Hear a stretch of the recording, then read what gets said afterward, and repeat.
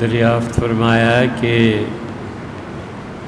ہم نے اور ہمارے آس پڑوس کے بیشتر لوگوں نے مرغیاں پالی ہوئی ہیں۔ مسئلہ یہ ہے کہ دوسروں کی کچھ مرغیاں بیمار ہوتی ہیں، لیکن سارا دن ایک جگہ کھاتی پیتی رہتی ہیں، اور ہمارے تجربے میں یہ آیا ہے کہ بیماری متعدی ہوتی ہے۔ پڑوس والوں سے کہا جائے تو کہتے ہیں بیماری متعدی نہیں ہوتی۔ ایک طرف کسی کے مال کو نقصان پہنچانا حرام ہے، اور دوسرا حل یہ ہے کہ مرغیوں کو گھر تک محدود کر دینا۔ آپ اس پہ شریعت کا مسئلہ پوچھتے ہیں تو ہم آپ کو بتا دیتے ہیں، لیکن عملی زندگی میں اس پہ عمل بہت دشوار ہے۔ اصولاً یہ ہونا چاہیے کہ بیماری متعدی ہوتی ہے، اور اس پہ بحث اس وقت ہوئی تھی جب کووڈ کا آغاز ہوا تھا، اور حضور اقدس صلی اللہ علیہ وسلم کے بعض ارشادات سے بھی معلوم ہوتا ہے، اور سیدنا عمر رضی اللہ عنہ تو خاص طور پہ وہ بیماریوں کے متعدی ہونے کے کہ بیماری ایک آدمی سے دوسرے کو لگ جاتی ہے بہت زیادہ قائل۔ وہ تو فرماتے تھے مجھے پتہ چل جائے کہ کوڑ کا مریض ایک جگہ ہے تو میں تو اتنے میل تک وہاں نہ جاؤں۔ اسی طرح بعض اور صحابہ کرام رضی اللہ عنہم کا مسلک یہ بھی تھا، اور دوسری طرف بھی ہے کہ ادھر بھی اہل علم ہیں اور وہ متعدی بیماریوں کو نہیں مانتے۔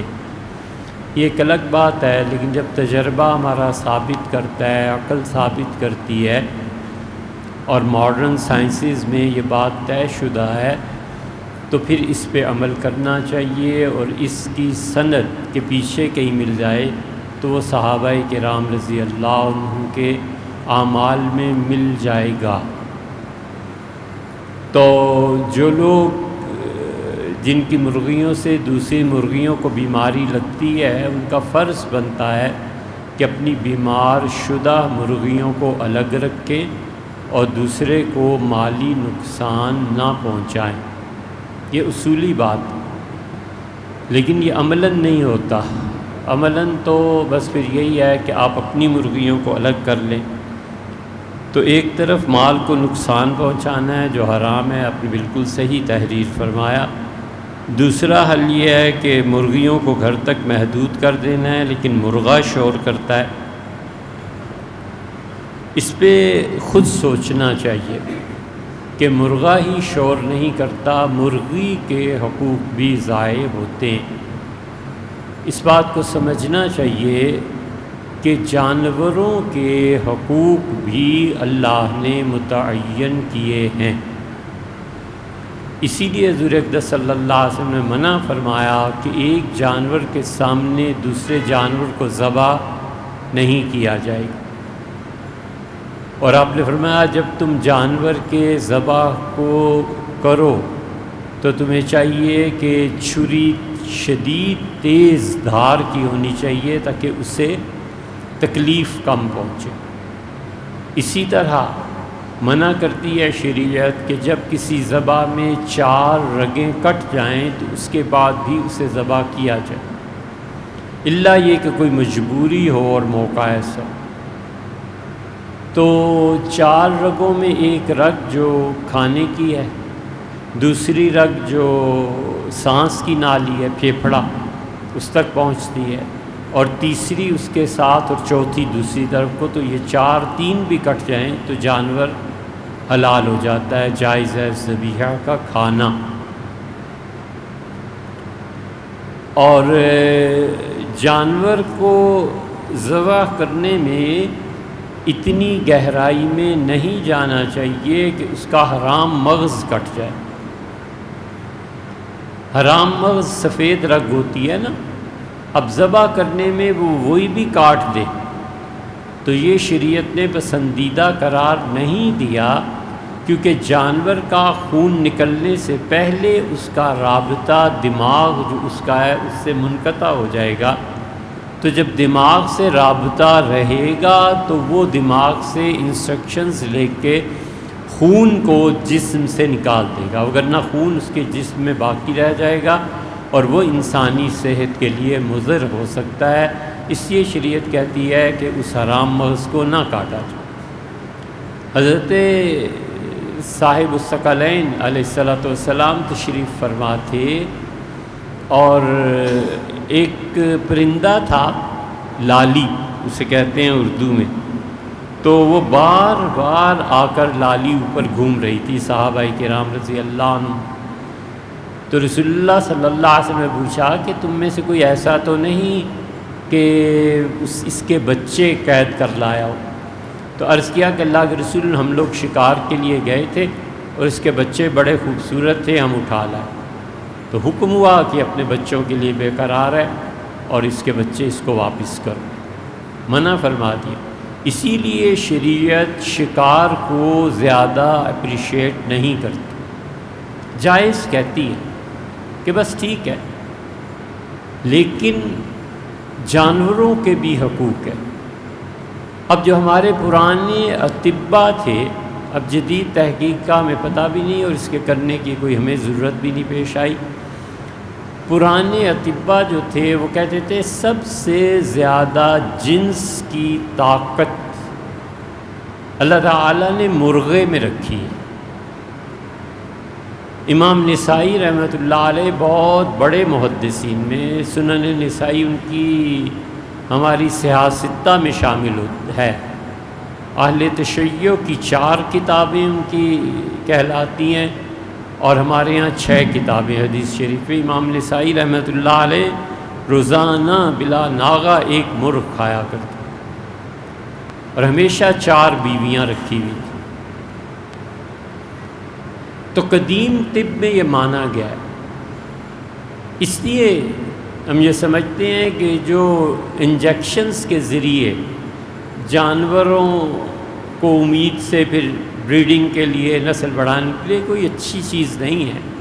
جانوروں کو ان کی فطری تسکین کے لیے چھوڑ دینا چاہیے، یہ نہیں کرنا چاہیے۔ تو اس لیے مرغہ شور کرتا ہے اور آپ مرغیوں سے اسے الگ کر دیں گے تو یہ کوئی مناسب چیز نہیں ہے، یہ اس کا حق مارا جائے گا، اسے مرغیوں میں ہی رہنا چاہیے۔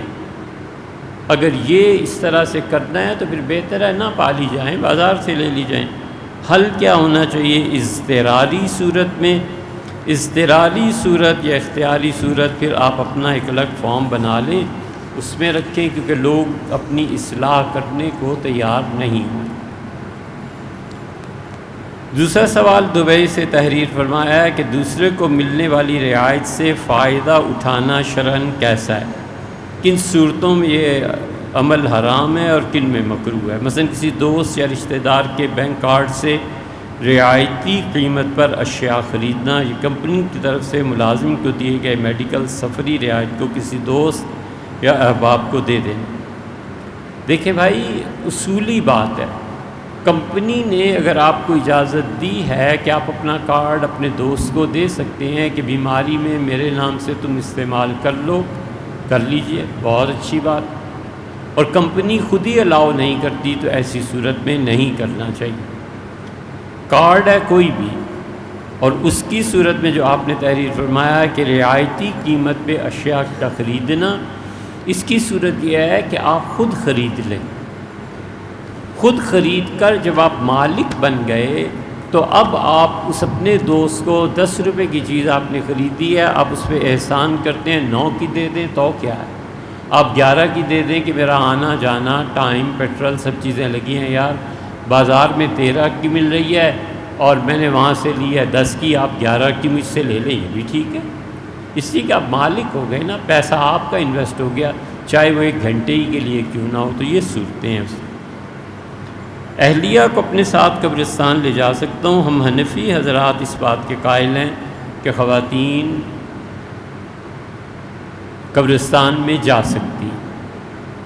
وہ تمام احادیث جن میں آیا کہ حضور اقدس صلی اللہ علیہ وسلم نے فرمایا کہ لعن اللہ کی لعنت ہو ان عورتوں پہ جو قبرستان میں جاتی ہیں، یا رسول اللہ صلی اللہ علیہ وسلم نے سختی سے منع کیا ہے، اس پہ متعدد مرتبہ تفصیل سے ہم عرض کر چکے ہیں۔ خلاصہ یہ ہے کہ ہم ان ساری احادیث کے متعلق یہ کہتے ہیں کہ چونکہ عورتوں کا ڈر ہوتا ہے کہ جا کر بین کریں گی، غیر شرعی احکامات کریں گی، جا کے اپنے کسی عزیز کی قبر سے لپٹ جائیں گی، بوسے دیں گی، یہ وہ چیزیں ہیں جو عورتیں ان میں جذبات پر قابو ذرا مشکل ہوتا ہے، اس لیے منع کرتے ہیں۔ اگر یہ خدشات نہ ہوں تو پھر کوئی حرج نہیں ہے، خاتون بھی جا سکتی ہیں، مرد تو جائیں گے ہی جائیں گے، کوئی حرج نہیں ہے۔ حضور اقدس صلی اللہ علیہ وسلم نے منع فرمایا تھا کچھ چیزوں سے، اور آپ نے فرمایا تھا کہ اس میں خیبر میں کہ کنت نہیتکم، میں نے تمہیں منع کیا تھا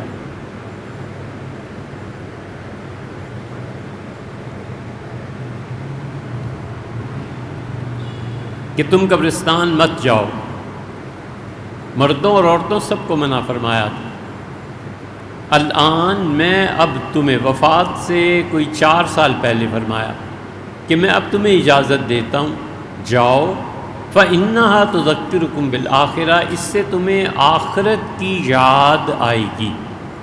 قبریں دیکھ کے دل پسیج جائے گا کہ ایک دن میں نے بھی یہیں آ جانا ہے۔ تو حضرت رسالت پناہ صلی اللہ علیہ وسلم نے عورتوں اور مردوں کو دونوں کو کہا، یہ نہیں کہا کہ صرف مرد جائیں اور عورتیں نہ جائیں۔ تو جب انہوں نے پابندی اٹھائی ہے، جب لگائی تھی تو سب پہ لگائی تھی، پابندی دور فرما دی تو سب سے دور فرما دی، اس لیے سب کو جانا چاہیے، خواتین بھی جائیں۔ خاص طور پہ فخر الاسلام بزدوی رحمۃ اللہ علیہ نے اصول کی جہاں بحث کی ہے، وہ وہاں پہ صاف عورتوں کو قبرستان جانے کی اجازت دیتے ہیں۔ ہم تو اس کے علاوہ بھی ایک رائے ہے، بس فتویٰ نہیں ہے، رائے ہے کہ ہمیں کوشش کرنی چاہیے کہ ہم ایسی مساجد بنائیں جن مساجد میں عورتیں 5 وقت نماز کے لیے آیا کر، جمعے میں آیا کر، عبادت کے لیے نہیں، تعلیم کے لیے۔ ہر مسجد میں کوئی نہ کوئی درس ہوتا ہے، کبھی کہیں مغرب کے بعد، کہیں عشاء کے بعد، کہیں عصر کے بعد، کہیں ظہر کے بعد، کہیں فجر کے بعد۔ علماء اپنی اپنی سہولتوں سے وقت رکھ لیتے ہیں، تو یہ عورتیں آئیں اور بچوں کو ساتھ لے کے آئیں گی تو بچے کی گھٹی میں پڑ جائے گا کہ نماز کے لیے جانا ہے، امی جا رہی ہیں ان کے ساتھ اٹھنا ہے، خالہ جا رہی ہیں ان کے ساتھ جانا ہے، پھوپھو جا رہی ہیں، پھر وہ ناراض ہوتی ہیں، پھر مجھے جانا ہے۔ تو اس سے اگلی نسل کی تربیت ہوتی ہے۔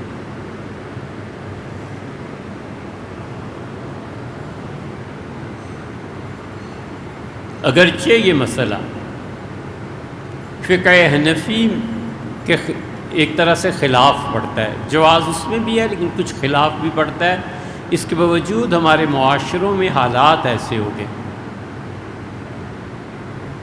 جن وجوہ سے وہ منع کرتے تھے کہ راستے میں فاسق و فاجر ہوں گے، ظہر عصر میں چلی جایا کرو، مغرب عشاء میں مت جاؤ، اندھیرا ہوتا ہے۔ اب وہ خدشات بھی ختم ہو گئے اور اب وہ چیزیں بھی ختم ہو گئیں، اس لیے خیال یہ ہے کہ عورتوں کے لیے اسی طرح رمضان کے آخر پہ اعتکاف کے لیے عورتوں میں کے لیے الگ ایک جگہ بنانی چاہیے کہ 10 دن آئیں، رہیں، تعلیم ہو، سیکھیں تو صحیح نا کہ خدا کا دین ہم سے کیا تقاضا کرے۔ حضرت رسالت مآب صلی اللہ علیہ وسلم نے فرمایا عید کی دعا یہ سیکھو بھائی۔ آپ نے فرمایا عید چھوٹی اور بڑی دونوں عیدیں ہوتی ہیں نا، آپ نے فرمایا عید کی دعا میں، عید کی نماز کے بعد دعا جو ہوتی ہے اس میں شریک ہونا، اور لوگوں یہ قبول کی جاتی ہے، اور اپنی عورتوں کو بھی لانا کہ اس عید کی نماز کی دعا میں شامل ہو۔ عرض کیا کہ اللہ کے رسول بہت سی عورتیں اپنی بعض چیزوں کی بنا پر مسجد نہیں آ سکتی، آپ نے فرمایا ٹینٹ لگاؤ، خیمہ لگاؤ، عورتوں کو ادھر بٹھا دو۔ یہ نہیں فرمایا نہ آئیں، اس میں بھی فرمایا کہ عید کے بعد کی دعا قبول ہوتی ہے۔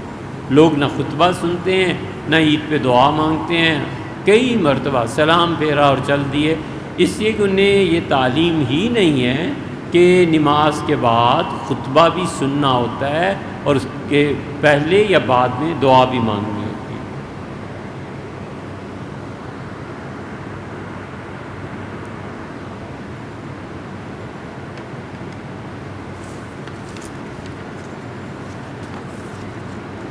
قبر کے پاس بیٹھ کر قرآن کی تلاوت دیکھ کے کی جا سکتی ہے، بالکل کیجیے۔ اب تو یار بہت آسان ہو گیا، اب تو وہ موبائل پہ ہی ہو جاتی ہے، وہ پتہ نہیں نام ذہن سے اتر گیا، وہ پیر و مرشد نے ایسا موبائل تیار کیا ہے کہ جو چیز اس میں فیڈ کر دیں اور آسانی سے کھول لیں۔ پہلے زمانوں میں فقہا جو منع کرتے تھے اس کی وجہ یہ تھی کہ قبرستانوں میں درخت بہت ہوتے تھے اور پرندے ہوتے تھے، تو ڈر ہوتا تھا کہ قرآن پاک اگر کھول کے پڑھ رہے ہیں تو کہیں ناپاک نہ ہو جائے، اس وجہ سے منع کرتے تھے۔ اب وہ وجہ ہی نہیں رہی، اب تو قبرستانوں میں بھی کتنے درخت رہ گئے ہیں، لوگ کاٹ لیتے ہیں۔ اور پھر اس کے ساتھ ایک اچھی چیز یہ ہو گئی ہے کہ اب قبریں بعض جگہوں پہ تو پوری ایک ترتیب سے بنتی ہیں، رجسٹر میں درج ہوتا ہے، کتبہ اس کا ہوتا ہے، یہ وہ بعض جگہوں پہ یہ ہونے لگا ہے، یہ اور بھی اچھی چیز ہو گئی ہے۔ تو اس لیے کوئی حرج نہیں ہے کہ جا کر وہاں پہ قرآن کریم کی تلاوت کی جائے۔ اور یہ جو موبائل پہ قرآن کریم پڑھا جاتا ہے، اس میں تو وضو کی بھی ضرورت نہیں ہوتی کہ اسکرین جس کو آپ ٹچ کر رہے ہیں وہ حقیقت میں قرآن پاک کا وہ صفحہ نہیں ہے، بلکہ اس کو ایک میٹیریل سے بنایا گیا، تو اس سے وہ تو اور بھی آسان ہو گیا۔ امت کی عمر 1 دن تھی تو اللہ تعالیٰ نے اس میں آدھے دن کا اضافہ کر دیا، 500 سال کا، تو ابھی کیا 56 سال باقی ہیں، ایسی کوئی حدیث ہے؟ بالکل وہی یہ حدیث میں آیا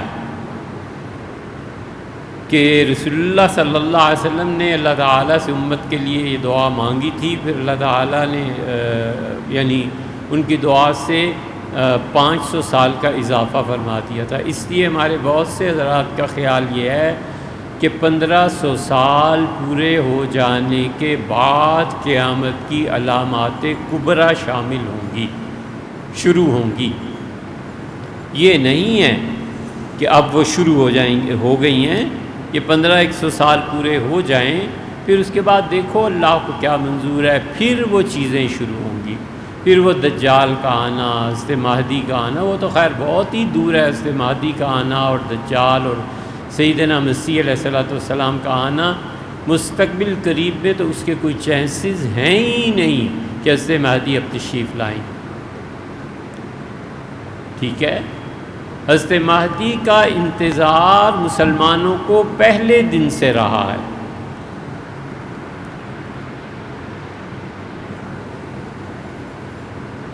سیدھی سادی سی بات ہے، ایک ہے عقیدہ کہ حضرت مہدی آئیں گے، تشریف بالکل ٹھیک ہے، اتنی احادیث آئی ہیں، اس کا انکار بہت مشکل ہے، نہیں کیا جا سکتا، نہ کرنا چاہیے۔ اور اہل سنہ کا عقیدہ ہے، بزرگوں نے طے کر دیا ہے، بس اس لیے ہمارا عقیدہ ہے حضرت تشریف لائیں۔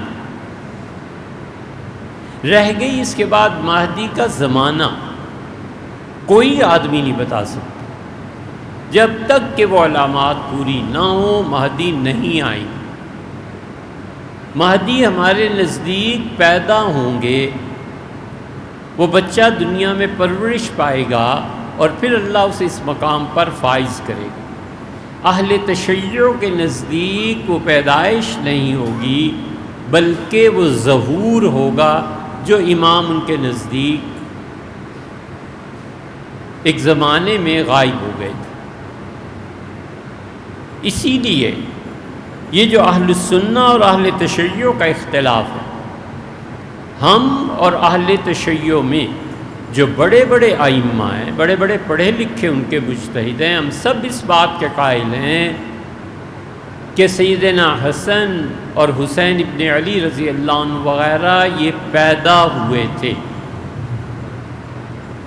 بے ادبی ہے اس سے زیادہ بات کرنا، جہاں بیٹھے ہیں یہ مقام ادب ہے۔ حضرت جعفر صادق، امام باقر، زین العابدین اور زید رضی اللہ عنہ اور مہدی جو ان کے نزدیک تشریف لے گئے، غیبت کبریٰ یعنی اب تک نہیں ہے، اور ہمارے نزدیک جب وہ آئیں گے وہ باقاعدہ پیدائش ہوگی، ماں باپ ان کے ہوں گے۔ اور اہل تشیع میں ایک گمراہ فرقہ ان کا ایسا بھی ہے، وہ کہتے ہیں کوئی ایسی چیز نہیں تھی۔ بظاہر دیکھنے میں حضرت رسالت میں آپ صلی اللہ علیہ وسلم کی شادی ہوئی تھی مگر کوئی ایسے تعلقات تھے ہی نہیں. سیدنا حسن رضی اللہ عنہ وغیرہ یہ تو غیب سے آ گئے. اس لیے اہل تشیع میں بھی فرقے ہیں، خطابی ہیں، نصیری ہیں. ہم اپنی بات عرض کر دیتے ہیں، ہمیں نصیریوں کو دیکھنے اور ملنے کا بہت شوق تھا کہ یا اللہ اس طرح کے بھی لوگ پائے جاتے ہیں.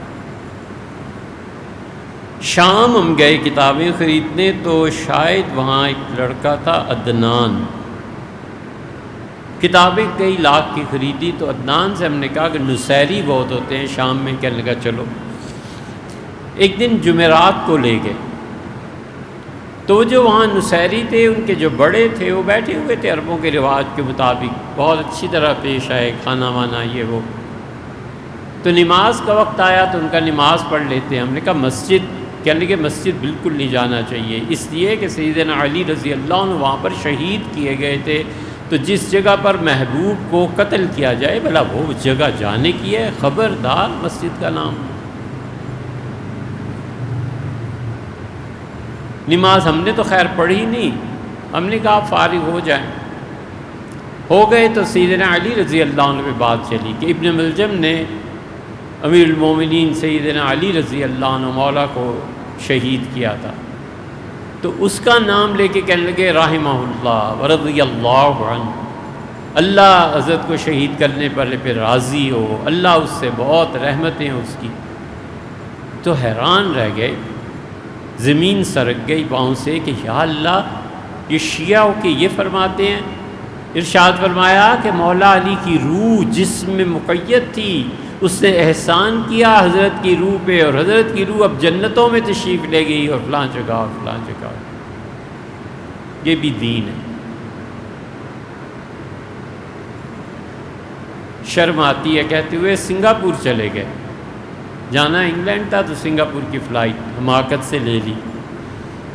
پہنچے تو مندر تھا بالکل اس کے ساتھ ہی ہوٹل کے. تو مندر چلے گئے کہ دیکھیں تو صحیح ہے، بہت لوگ جا رہے تھے. ہم نے دیکھا دیکھیں تو پوجا کیا ہوتی. تو پوجا کر رہے ہیں، چوم چاٹ رہے ہیں، اس پہ عطر لگا رہے ہیں. ایک بھلے سے جو ہمارے خیال میں بھلے مانس آدمی تھا، ہم نے جب باہر نکلا تو ہم نے کہا کہ آپ یہ کیا کر رہے تھے؟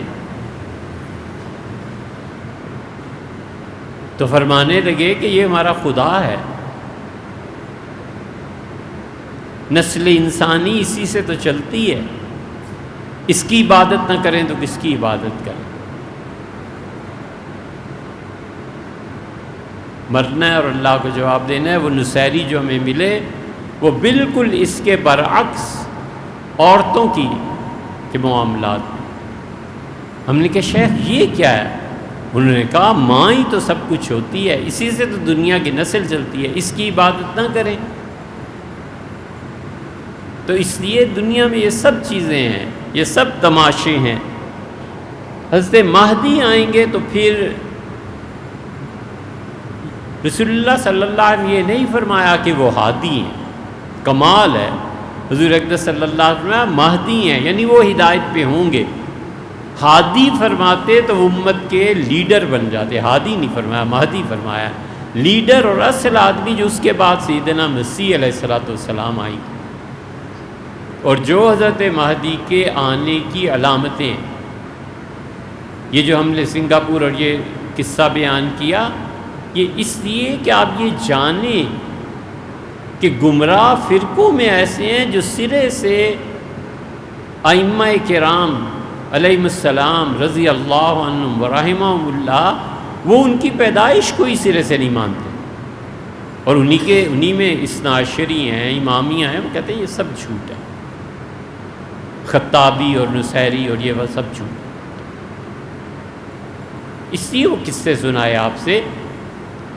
رہ گئے حضرت مہدی، وہ کہتے ہیں ان کی پیدائش ہو چکی، ہم کہتے ہیں ہوگی.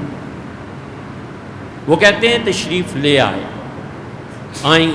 گے، کہتے ہیں بالکل حضرت کی پیدائش ہوگی اور پھر آئیں گے. وہ کہتے ہیں ظہور ہوگا، پیدائش ہو چکی. یہ ہمارا فرق ہے، لیکن پوری امت اس بات کی قائل ہے. بہت ادب اور احترام کے ساتھ جو بھی اس بات کو سنے اسی ادب کے ساتھ بات کرنا۔ ہم نے کئی مرتبہ کہا ہے کہ حضور اقدس صلی اللہ علیہ وسلم کو ہندوستان سے کوئی خوشبو نہیں آئی۔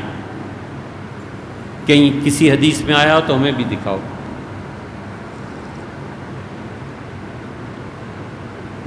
یمنیوں کا بھی یہی دعویٰ ہے کہ حضور اقدس صلی اللہ علیہ وسلم کو یہاں سے خوشبو آتی تھی۔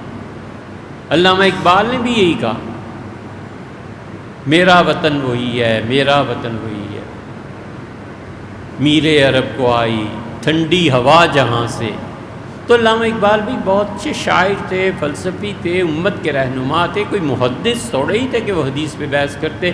بس ایک چیز لوگوں میں پبلک میں مشہور تھی، انہوں نے شعر کہہ دیا، الفقر و فخری انہوں نے ایک شعر میں استعمال کیا ہے۔ رسول اللہ صلی اللہ علیہ وسلم نے کہیں کہا ہی نہیں ہے کہ فقر و فاقہ میرے لیے فخر کرنے کی چیز۔ ڈاکٹر سعد صاحب اللہ تعالیٰ انہیں بڑا مقام نصیب فرمائے، بہت قرآن کریم پہ محنت، بہت اچھا ماشاءاللہ بولتے تھے، لوگوں کو دعوت دیتے تھے دین کی، لیکن وہ یہ جو حدیث بیان کرتے تھے یہ حدیث ہے ہی نہیں، کہ وہ کہتے تھے حضور اقدس صلی اللہ علیہ وسلم کو خوشبو آئی تھی ہندوستان سے، اور ہندوستان سے ہی حضرت مہدی آئیں گے، وہ خوشبو انہی کی تھی۔ خلاصہ ہے ان کی مختلف تقریروں کا، اور مالا کنڈ کے قریب قریب کہیں ہوں گے، اور پاکستان آرمی جو ہے وہ ان کی آرمی ہوگی اور وہ یہاں سے لے کے چلے جائیں گے۔ ان میں کوئی بات بھی نہ ماننی چاہیے، نہ ان باتوں پہ دھیان دینا چاہیے۔ پاکستان کی آرمی اس کا اپنا ایک معاملہ ہے، وہ جو کچھ بھی کر رہے ہیں ملک کی سالمیت اور دفاع کے لیے، اللہ انہیں جزائے خیر۔ حضرت مہدی آئیں گے تو خدا ان کے لیے خود ہی فوج بنا لے گا، اور مالا کنڈ میں کہاں سے آ جائیں گے، اور اتنی جلدی کہاں سے آ جائیں گے۔ حضور اقدس صلی اللہ علیہ وسلم مہدی کے آنے سے پہلے آخری معرکہ جو تم لڑو گے بیضاء، ایک مدینہ منورہ کے قریب بتایا فرمایا یہاں لڑو گے، اور رسول اللہ صلی اللہ علیہ وسلم مہدی کے آنے سے پہلے یہ جو کنکر ہے نا رمی جمرات، جہاں پہ جا کر شیطان کو پتھر مارتے ہیں، فرمایا فلاں فلاں قبیلے کے فوجی آئیں گے اور اتنی شدید خون ریزی ہوگی، اتنا شدید قتل ہوگا کہ ساری جگہیں اس خون سے رنگین ہو جائیں۔ یہ جتنے مہدی ہونے کے دعوے دار اور یہ حرکتیں کرتے ہیں نا، ان پہ کسی دن بات کریں گے انشاءاللہ تفصیل سے۔ کیا انہیں یہ حدیث نہیں پہنچی کہ حضور صلی اللہ علیہ وسلم فرمایا لوگو عراق تمہارے ہاتھ سے نکل جائے گا اور عراق پہ سینکشنز لگیں گی؟ کہا گیا اللہ کے رسول کیا ہوگا؟ فرمایا درہم ولا کفیز، ایک روٹی کا ٹکڑا اور ایک پائی عراق نہیں پہنچنے دیں گے۔ عرض کیا گیا کون کہ ان کے والے روم؟ آپ نے عیسائی پوری دنیا مل کے ان کا بائیکاٹ کرے گی۔ ابھی تو عراق پہ سینکشنز جو لگی تھیں، اس کے بعد جو بھی طاقتیں ہیں وہ عراق کو ہی ختم نہیں کر سکیں ابھی تک۔ فرمایا سمجھ آتی بھی شام پہ شام پہ سینکشنز لگیں گی۔ فرمایا اس کے بعد تمہارا ایک خلیفہ آئے گا جو مسلمانوں کو اتنا مال دے گا کہ وہ لپوں سے بھر بھر کے دے گا، گنے گا بھی نہیں۔ مہدی سے پہلے ایک اور ہستی نے بھی آنا ہے۔ پھر رسول اللہ صلی اللہ علیہ وسلم مصر تمہارے ہاتھ سے نکل جائے گا، اردن اور یہ جو عرب امارات وغیرہ ان سب کے متعلق فرمایا تمہارے ہاتھ سے نکل جائیں گے، تم صرف مدینہ منورہ تک محدود ہو کے رہ جاؤ گے، اور یہودی آ جائیں گے، اور یہ ساری چیزیں۔ عراق ابھی تک نہیں نپٹا لوگوں سے، باقی عرب دنیا کے تو کہنا کیا۔ تو اس لیے امت کے لیے جب 1500 سال پورے ہوں گے وہاں کیا حالت ہوگی، ان چیزوں پہ خود سے کچھ نہیں کہا جا سکتا۔ ہم مانتے ہیں اس سے مہدی آئیں گے، اب کب آئیں گے اور کیا ہوگا، ہوگا جو رسول اللہ صلی اللہ علیہ وسلم فرمایا۔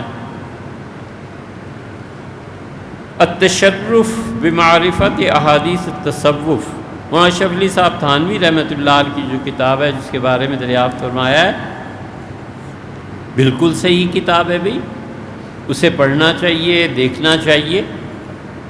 آپ شاید اس پہ کوئی ڈاکٹریٹ کر رہے ہیں یا کیا، لیکن جتنی بھی احادیث حضرت رحمۃ اللہ علیہ لائے ہیں نا، ان کا کمال یہ ہے ان کے علم کا کہ ہر حدیث پہ عربی میں ساتھ ہی بحث کر دی ہے۔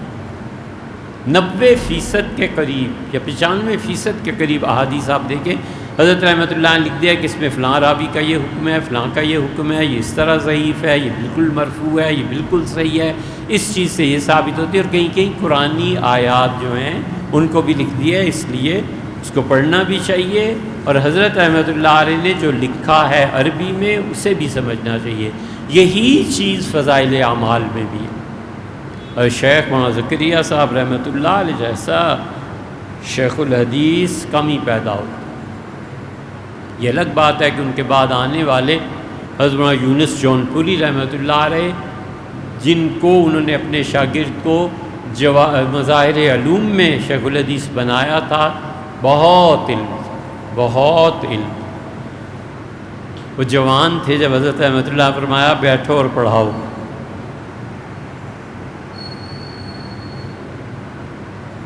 کئی دن تک غالباً پڑھا ہی نہیں سکے۔ حضرت رحمۃ اللہ نے بلایا، رو پڑے، ان کا حضرت بخاری شریف پڑھانا میرے بس کی بات۔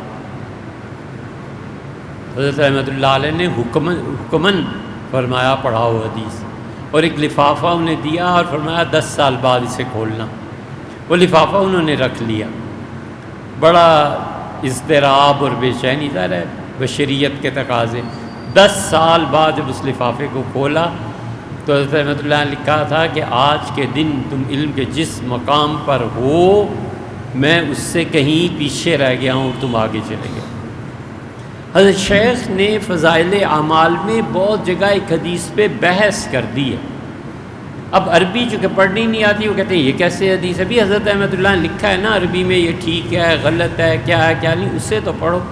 جس طرح کوئی آدمی انگلش بچے بولتے ہی ہیں، یا ماڈرن سوسائٹی میں وہ اردو میں بات کرتے کرتے ایک جملہ انگلش کا بول دیتا ہے، بالکل اسی طرح جو درس نظامی میں بہت فاضل لوگ ہوتے ہیں، چونکہ ان پہ عربی پڑھنا لکھنا بولنا غلبہ ہوتا ہے، اس لیے وہ حدیث کی بحث آئی تو اسی پہ لکھ دیا کہ فیہ ضعف، اس میں ضعف پایا جاتا ہے۔ اما رجالو، اچھا اس کے جو راوی ہیں اس کا یہ حکم ہے۔ تو یہ دونوں چیزیں حضرت تھانوی رحمۃ اللہ علیہ کے ہاں بھی ہیں اور شیخ کے ہاں بھی ہیں، ان کو پڑھ کے پھر کچھ بات کرنے سے بھی پہلے سوچنا چاہیے۔ پاکستان اسٹاک ایکسچینج PSX میں کام کرتے ہیں، اس میں شارٹ سیلنگ ہوتی ہے۔ یا مجھے معلوم نہیں شارٹ سیلنگ کیا ہوتی ہے، آپ اس کی وضاحت کریں تو شاید کچھ عرض کر سکیں۔ میرا گھرانہ بریلوی مکتبہ فکر سے قربت رکھتا ہے اور میں خود دیوبندی مکتبہ فکر سے قربت رکھتا ہوں۔ میں اولیاء اللہ کی عزت و تحریم کا قائل ہوں، لیکن 11واں شریف، یہ 11واں کیسے ہو گیا؟ اور اس طرح دیگر ختمات وغیرہ کے بارے میں اشکالات کا شکار ہوں۔ براہ کرم 11ویں شریف اور اس طرح کے دیگر مواقع ختم وغیرہ کے بارے میں رہنمائی فرمائیں۔ میرے بھائی بہت آسان بات، مت پڑھو اس مشکل میں دیوبندی کیا اور بریلوی کیا، سیدھی سادی بات ہے کہ ہم سب اہل السنہ دیوبند کا مکتبہ فکر، ہمارے مشائخ، ہمارے اساتذہ سب اس بات کے قائل تھے کہ ایصال ثواب برحق ہے۔ مردوں کو کوئی بھی نیکی ثواب بخشنا چاہیے۔ سب سے زیادہ کھلا میدان امام ابو حنیفہ رحمۃ اللہ علیہ کے، وہ کہتے ہیں نیکی کوئی پڑھ کے بخشے، خرچ کر کے بخشے، نفل پڑھ کے بخشے، سب جائز۔ شواف موالک وغیرہ جو ہیں رحمہ اللہ، وہ کہتے ہیں کہ وہ چیزیں جن کا حضور صلی اللہ علیہ وسلم نے نام لے لیا ہے، فرمایا کنواں کھدوا دو، پل بنوا دو، علم کو پھیلا دو، کتاب کسی کو لے کے دے دو، وہ کہتے ہیں جو 7-8 مواقع حضور صلی اللہ علیہ وسلم ہیں، بس اسی سے ایصال ثواب ہو سکتا، سب قائل ہوئے نا۔ اسی طرح دیوبندی اور بریلوی دونوں ایصال ثواب کے قائل ہیں۔ کہاں آ کے نقطہ اختلاف شروع ہوتا ہے؟ وہ کہتے ہیں فلاں دن مقرر کر دو۔ بھیا پچھلے زمانے میں جو یہ حضرات کہتے تھے وہ ٹھیک کہتے تھے، وجہ اس کی یہ ہے کہ ٹرانسپورٹیشن نہیں تھی، کوئی کہیں سے آتا تھا، کوئی کہیں سے آتا تھا، کہتے تھے حضرت کا انتقال ہوا ہے مثلاً 12 صفر کو، تو 12 صفر کو آئندہ بھی آ جانا، مل کے بیٹھیں گے قرآن پڑھیں۔ اب ٹیلی فون نے، اس جدید دنیا نے بالکل صورت حال ہی بدل دیا ہے، تو اب 11 کو جانا ہے کہ 12 کو جانا ہے، آپ کو سب چیزوں کی سہولت میسر ہے، اس لیے اصل اختلاف یہ ہے کہ دن مقرر کیے جائیں یا نہیں، یہ تھے انتظامی امور. یہ سب کی سب چیزیں انتظامات سے تعلق رکھتی ہیں. یاد رکھو بس ایک بات، انتظامی امور کو شرعی حیثیت دینا یہ بدعت ہے. بس انتظامی امور ہیں الگ، عبادت الگ ہے. مثلا میں غریبوں کو کھانا پکا کے دینا چاہتا ہوں، اب مجھ پہ یہ لازم کر دینا کہ نہیں ضروری ہے تم 10 شوال یار کیوں، آخر 11 کیوں نہیں 12 کیوں؟ تو اس لیے آپ ان چیزوں میں نہ پڑیں. اولیاء اللہ کا احترام عزت اس کے تو سب قائل ہیں. حضور اقدس صلی اللہ علیہ وسلم جو خدا کے دوست تھے نا، ان کے بارے میں امت کو ادب ہی سکھایا. حضرت عثمان ابن مظعون رضی اللہ عنہ کا انتقال ہو گیا تھا، وہ صحابی تھے. تو حضرت عمر رضی اللہ عنہ کہتے ہیں کہ رات کا وقت تھا، دیا ہم نے جلایا اور عثمان ابن مظعون کو ہم قبر میں اتار رہے تھے. تو مجھ سے جلدی میں جو چادر قبر میں اتارا جاتی ہے میت، جس سے وہ ذرا سی چھوٹ گئی، تو حضور صلی اللہ علیہ وسلم دونوں کو ڈانٹ دیا. فرمایا ادب لأخیکما، اپنے بھائی کا احترام کرو. ایک آدمی کو دیکھ لیا تھا قبر پہ ٹیک لگائے ہوئے، آپ نے فرمایا تمہیں پتہ نہیں ہے کہ مردے کو اس سے تکلیف ہوتی؟ حتیٰ کہ میت کی قبر پہ جو مٹی پڑی ہوئی ہوتی ہے نا، اس کا اٹھانا جائز نہیں ہے، وہ میت کا حق ہے. 100 آدمی مٹی اٹھاتے چلے جائیں گے تو باقی رہ کیا جائے گا؟ قبر گر گئی تو پھر کیا ہوگا؟ اس لیے سب عزت اور احترام کی روایات برقرار رکھے، ایصال ثواب کرے، دنوں کا تعین کہ اس دن کرے اس دن نہ کرے، اپنے تئیں کر لے، اپنے آپ کے لیے کر لے، لوگوں کو مجبور نہ کرے. یہ بھی ہو سکتا ہے.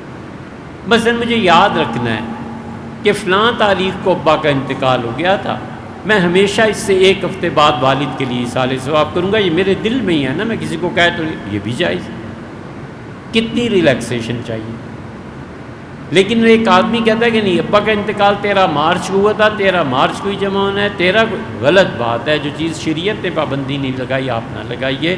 اس لیے یہ آسان.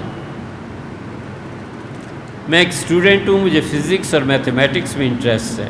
اس وقت انٹرمیڈیٹ کر چکا ہوں. آپ کا کہنا ہے کہ کسی کو ایک فیلڈ میں مہارت حاصل کرنی چاہیے، ایسا آپ نے کیوں کہا ہے؟ ایسا کرنے سے مجھے کیا فائدہ ہوگا؟ اے بھیا کر کے تو دیکھیں. آپ میتھمیٹکس پڑھیں، آپ جیومیٹری پڑھیں، آپ فزکس پڑھیں، آپ ایک چیز میں ڈاکٹریٹ تک پہنچیں. آپ ایک چیز میں اتنی اچھی ترقی اور کمال حاصل کریں کہ دنیا نگاہ اٹھائے اور کہے کہ یار واسق جیسا بچہ ہم نے نہیں دیکھا. صحیح ہے؟ یہ کیجیے. اللہ کو جو انسان سے مطلوب ہے وہ حسن عمل ہے. اللہ نے ہر آدمی میں کوئی نہ کوئی کوالٹی رکھی ہوتی ہے، اس کوالٹی کو پالش کرنا اللہ خیر سے. بس اللہ نے ایک آدمی میں کوالٹی رکھی ہے، پینٹنگ کرتا ہے، زبردست آدمی ہے. اسے چاہیے کہ فنون لطیفہ ہے، یہ بڑی سخت بات، ہضم نہیں ہوتی اتنی جلدی ہے، یہ بڑی سخت بات.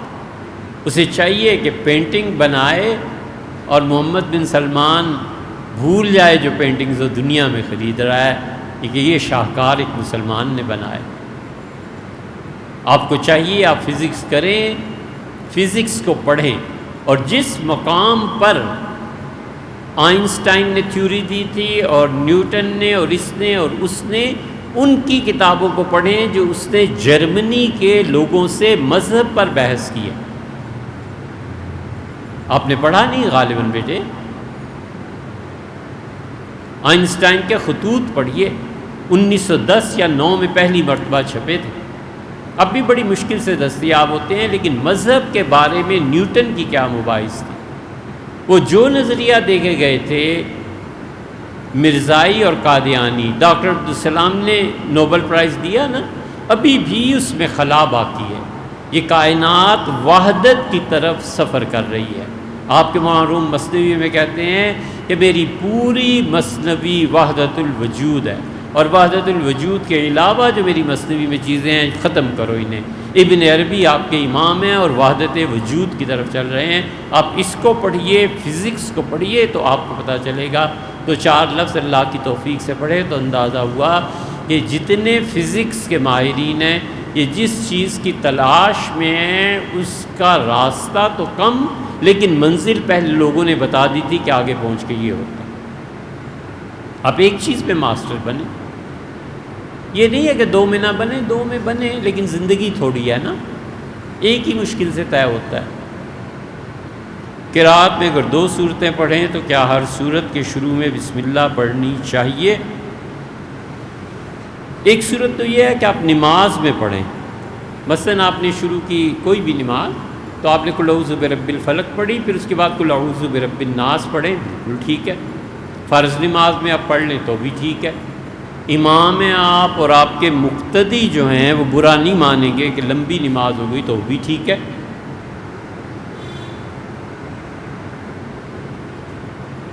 سیدنا عمر رضی اللہ عنہ الم تری کیف کو اور سورہ قریش کو 2 نہیں جانتے تھے، فرماتے تھے یہ ایک ہی صورت، نہیں رکتے تھے، دونوں صورتیں اکٹھی پڑھتے تھے، کسی نے بھی کچھ نہیں کہا۔ یہ وسعت ظرفی ہے، یہ علم کی وسعت ہے کہ یار یہ بھی ٹھیک ہے، یہ بھی ٹھیک ہے، یہاں بھی دلائل ہیں، یہاں بھی دلائل ہیں، لیکن وہ جو قطعی امور طے کر گئے نا جس کا نام عقیدہ ہے اس میں لچک نہیں ہونی چاہیے۔ اللہ ایک ہے، بس ایک ہے یار۔ حضور اقدس صلی اللہ علیہ وسلم خدا کے آخری رسول ہیں بس۔ تو 2 صورتیں نماز میں اس طرح سے پڑھنا کہ الم تری کیف پڑھی، پھر رک کے بسم اللہ پڑھی، پھر سورہ قریش، بالکل ٹھیک، جس بھی نماز میں پڑھ لیں۔ اور اگر آپ اپنی نفل یا سنتیں پڑھ رہے ہیں تو اس میں تو آپ چاہے 3 صورتیں پڑھیں چاہے 4 صورتیں پڑھیں، کوئی روکنے والا نہیں۔ نوافل ہیں، حضور اقدس صلی اللہ علیہ وسلم خود رات کو جو کھڑے ہوتے تھے نماز پڑھتے تھے تو نبی کریم صلی اللہ علیہ وسلم ایک شروع کرتے تھے سورہ بقرہ کو، پھر سورہ آل عمران، اس کے بعد النساء، اس کے بعد سورہ انعام، مائدہ اور انعام تک چلے جاتے تھے، مسلسل پڑھتے رہتے تھے، کوئی حرج نہیں۔